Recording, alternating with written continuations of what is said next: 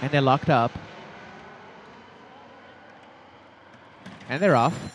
And tossing the head, Adopted Family, back last. Crumlin Queen second last. Silent Sonet, clearly the best from the gate out in front. By a length to Niigon's Eclipse, and 3 parts away Sugar Jones. 1 to Crumlin Queen going through on the inside. And back second last, Red Cabernet. And 2 lengths away last is Adopted Family. Setting the early tone, Silent Sonet got to the rail, but quickly joined by Niigon's Eclipse. And the top 2 in the betting, stride free. They've gone away by almost 3 lengths to Sugar Jones. Crumlin Queen scraping paint. 2.5 to Red Cabernet, and a length away last is Adopted Family. Niigon's Eclipse fully engaging Silent Sonet here, and they're starting to turn the engine up. And on the outside, Niigon's Eclipse a half to Silent Sonet. Right behind them, Sugar Jones is trying to pounce on them both.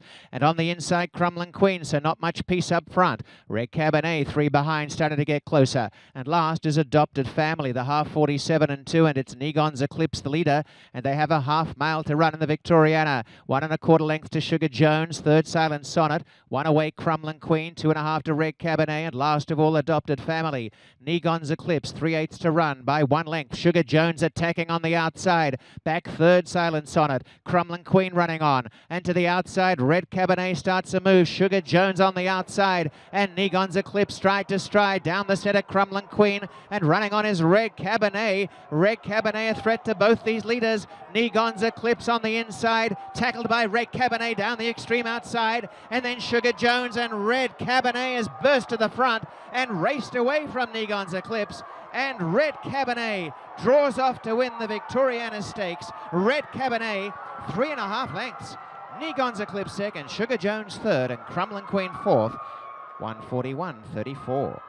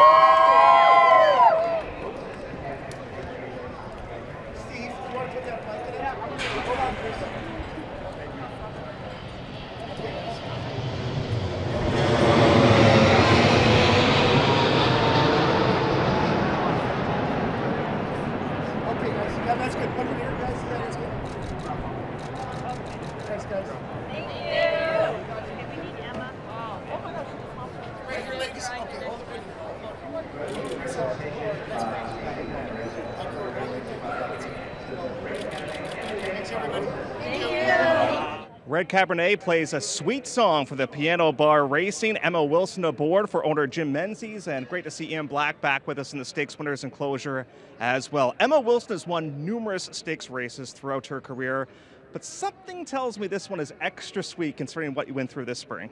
Yeah, this spring didn't really go according to plan. Broken arm, 3 months off, longer than I expected, so this stakes victory is extra sweet. Tell us how the race unfolded, because it seemed like Boulanger and Silva, they were really concentrating on their 2 horses. Meanwhile, you were just biding your time at the back of the pack. You just said it right there, Jeff. I mean, she's the type of filly that runs her best race from off the pace, and on paper it looked like they were going to be a little aggressive. But, I mean, these quality of fillies, you can do anything you want with them. So when they started getting a little quicker up front and I was happy and comfortable traveling in nice rhythm in behind, I thought, if she kicks the way she kicked last time for Omar within range, I thought she'd blow right by them, and she did. Congratulations. Nice to have you back, my friends. Thanks, Jeff. It's really good to be back. And I just want to say thanks to everybody. I mean, all the support I've had coming back off an injury, the loyalty that's a lot of the owners, trainers, grooms, exercise riders. I mean, the support has been massive, and I just want to say how appreciative I am. Well said. Thank you. Let's now bring in Ian Black. Coach, let's talk about this one a little bit. How much better on turf do you think she is? A lot better. Definitely a lot better, you know. 3 of her 4 wins have now been on the synthetic, and definitely, you know. I mean, she's bred for the turf anyway, you know. And no, it was a big effort today. Did the extra time throw any loops in your way? The fact that this race was to go on Monday got moved to today instead, though? Well, the fact you know, Lasix is a problem, you know, so you can't work back if you need Lasix. So I mean, they've all did the same thing, I think. They've gone a week and a half since they worked, most of them. Somebody might have blown out, but I didn't see it. But, you know, if you use Lasix to work back, then Lasix again today, it's too many times, you know. But Jim, I'm just great to have somebody like Jim win a stake for, you know, new people in the business. Absolutely. This is what we need, small people together, little groups, and they can still have fun.